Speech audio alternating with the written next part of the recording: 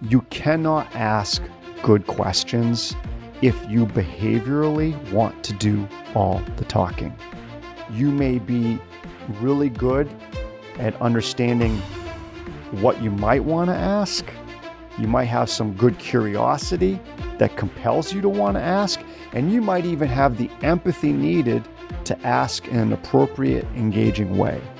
But if you have this one particular behavior and it's dominant, where you want to do the talking, or you're always thinking about doing the talking because you want to share your expertise, you want to share a story, you want to impress the prospect, you're never going to ask the questions. You're not going to learn. That's Dan, talking about how behaviors show up in your prospect conversations. As you pursue elite performance, do you have self-awareness in areas like empathy, communication, or question asking? In this episode, we dig deep on behavior to help you understand how it impacts your process and conversations.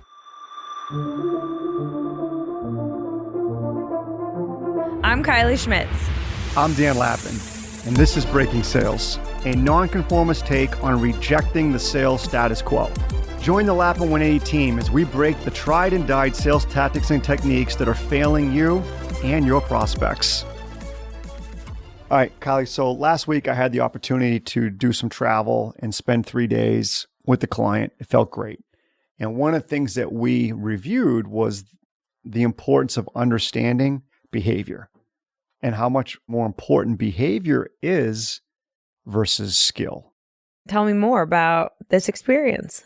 Kylie, what it was is we were in this workshop and we were talking through one of the assessments that we use to help individuals identify what behaviors and what behavior tendencies they bring into their conversations and into their careers.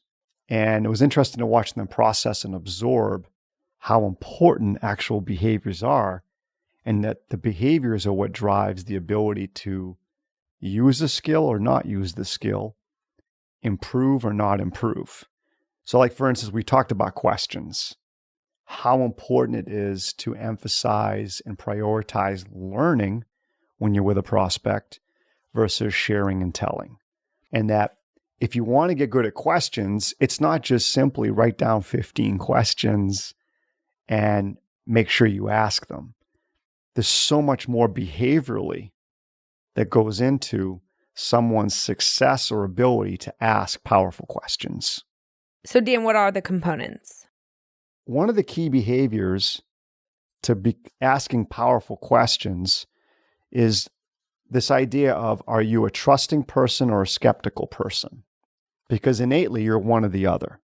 You're either going to gravitate toward you're a trusting person, or you're going to gravitate toward you're a skeptical person. The Goldilocks zone is in the middle, curiosity. So someone who's trusting is going to take things at face value. You can teach them questions all day long. You can help them role play questions all day long. But if they're overly trusting as a person, they're still going to struggle with asking questions that they might be excellent at asking because they don't feel the urge of curiosity. They don't feel that energy that drives them to learn more. So if you're an overly trusting person, you got to work really hard at understanding that and trying to drive more curiosity if you're going to get good at asking questions. What happens if you're an overly skeptical person? When you do ask questions, you might sound like an asshole. Or an interrogator. Because people can tell you're doubting. People can tell that you're skeptical. And so you might ask the questions, but you're asking them in such a fashion that might put off the recipient. The recipient may not appreciate how you're asking. And if the recipient doesn't appreciate how you're asking, they're going to give a half-assed answer. How do you overcome that? Again, I think it's about knowing your innate tendencies, knowing the behavior. Are you trusting? And then being willing to adjust it and manage it in the moment. You don't have to change who you are, but you do need to learn how to manage it, self-regulate it. But here's another big one that you and I talk about all the time, Kylie. Again, using the same example. the value of asking powerful questions that engages the other human being comes down to empathy. Can you think of the most recent example where you were in a conversation and somebody was asking you really good questions? No. It's rare, isn't it? It's rare. But if we use empathy, as a human being, you're either somewhere in between highly sensitive or very tough-minded. A tough-minded individual would be more like a General Patton, a Bill Belichick, a Vince Lombardi type, right? Tough as nails on the outside. There's no gray areas. It's just black and white, right? It is what it is. Suck it up.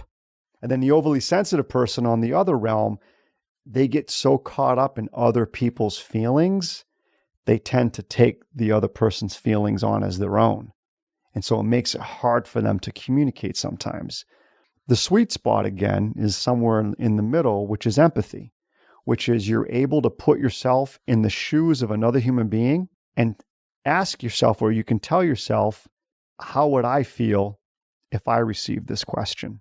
And then you use that to ask your question. And that's what empathy is, right? Sitting across a table from someone saying, if I'm them, how would I receive this question? And then mindfully asking the question with that empathy in place, right? A great example we always talk about, Kiley, is this. It's at the end of the meeting, the C-suite says to you, hey, I'd like to meet again. Someone who lacks empathy, but knows that they want to find out why does that C-suite want to meet again, is just going to turn to the C-suite and say, okay, why do you want to meet again? It's a legit question. It's a strong question. How it's asked stinks. There's no engagement. A little abrasive. Yes. That person may not mean to be abrasive, but what that tells me is they don't know how to increase empathy. They don't know how to manage their tough-mindedness, their directness. Now, someone who has empathy at the end of that meeting might turn to the C-suite and say, okay, I understand. We'd like to meet again. I don't want to be assumptive here, and so we can better prepare for our next conversation. Can you tell me what's a little bit on your mind right now? What makes you want to meet again? Much more engaging, more likely to have a decent answer or a continued conversation on what's on that C-suite's mind, all because of the empathy. The questions are the same. It's the empathy that makes the difference. Well, and I think just to help those who may be on one side of the scale or the other, if you feel like you need to have more empathy, there are certainly ways that you can deploy tactics and help train yourself to demonstrate empathy. And then on the other side, if you feel like you are a highly sensitive person, there are things that you can do to protect your emotions and your energy so that you don't take on the emotions and the energy of somebody else in a conversation. The key to all of that, though, Kiley, is work. You have to put the effort in. So you have to make an investment in yourself by first understanding how are you innately wired, and then learning how to self-assess and self-regulate. But another behavior, and we see this a lot, so I would say probably up to 30 or 35% of the sales professionals that we've worked with spend too much time talking. So what that means is, from a behavioral standpoint, on a scale of privateness, where one side is they're very forthright, they're very direct, they need to communicate, they need to share. And on the other side of the scale is privateness and discreet. Most salespeople, at least about 30% of them, will fall more into the forthright, want to share, need to communicate. Those are the individuals that if they're not talking, they're thinking about talking and they're not listening. You cannot ask good questions if you behaviorally want to do all the talking. You may be really good at understanding what you might want to ask. You might have some good curiosity that compels you to want to ask, and you might even have the empathy needed to ask in an appropriate, engaging way. But if you have this one particular behavior and it's dominant, where you want to do the talking, or you're always thinking about doing the talking because you want to share your expertise, you want to share a story, you want to impress the prospect, you're never going to ask the questions. You're not going to learn.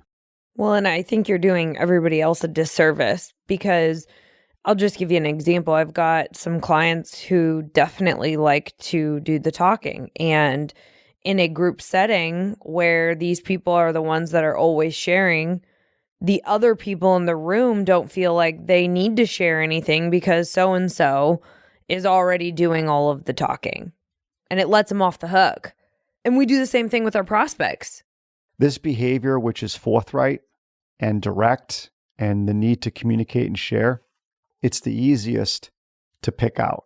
So if I'm coaching, if I'm in a workshop, if I'm in a conversation with a small group, it's quite easy to figure out who lacks the filter. Yeah, these are the word vomiters. And what's funny is they can have great energy. They can be very friendly and engaging, intelligent. They have a lot of other really solid behaviors that could lend themselves to being successful, but this one is the one that holds them back because they just do too much of the talking. I also think on the other side of this, with the people who are so private and so hesitant to talk, it makes it really hard for you to establish trust, build relationships, and increase rapport with other people because they feel like they can't get to know you. So we've been talking about the skill of asking questions, and we've covered 3 behaviors already. We've covered curiosity, empathy, and the ability to listen. We got to add a few more. The ability to connect verbal dots in a conversation is a behavior. It's how you listen. It's what you listen for. It's what you're connecting. It's not your IQ, but how well or how efficient and effective are you at connecting dots? As a consultant, your role and responsibility, number 1, is to be an excellent listener. And number 2, to ask good, objective questions that helps your prospect broaden their perspective about their business or what they're doing. That's what excellent consultants do first and foremost. But if you're not investing the time and the effort to expand your ability to connect dots verbally in a conversation, either through reading and writing, you're not putting yourself in a position, again, to ask powerful questions. And if you're doing all the talking because you're very forthright and you're very direct, again, you're not putting yourself in a position to leverage a potential strength of yours, which might be your ability to connect dots as your prospect speaks, and then follow whatever the statements that they're making with good second and third and fourth level questions. So improving your verbal capacity does matter. I will say that too much of that can lead to making assumptions and rushing through conversations. I've noticed myself in conversations where I feel like I see where the conversation's going. And in my mind, I'm like, all right, let's hurry up and get there, land the plane. And I get impatient in conversations. So I think we've got to be mindful that too much of a good thing can also lead to challenges too. One more, Kylie, could be, we could call it assertiveness or we can call it boldness. You're in a conversation with the owner of a company and a president, and you want to ask a certain question. You want to use empathy. Your curiosity light is green. You've connected the dots, but you also know sometimes you have to have a bit of boldness to ask whatever it is that you're asking, especially if it's one of those really powerful questions that helps people really think different about what they're doing. You got to have boldness. And that's a behavior. As a human being, you can be shy, you can be passive, or you can be assertive and bold. And you have to learn where you are on that continuum. If you're shy and you're passive and you're a consultant, you owe it to that prospect to increase your assertiveness and ask the questions that need to be asked. If you're overly bold, though, you also need to be careful that you're not dominating the conversation with too many questions, or in this case, maybe too much of your own opinion as well. This is the value and the importance of behavior. If you don't understand your innate behaviors it's going to be really hard for you at excelling at asking great questions. So we always say behavior first, mindset, and then the skill itself, which is in this case, asking questions. For our listeners out there, it's great that you're investing in your skills. It's great that you're investing in your mindset. You also want to try to invest in understanding your behaviors, not your personality, your behaviors. There are plenty of assessments out there that do measure behaviors.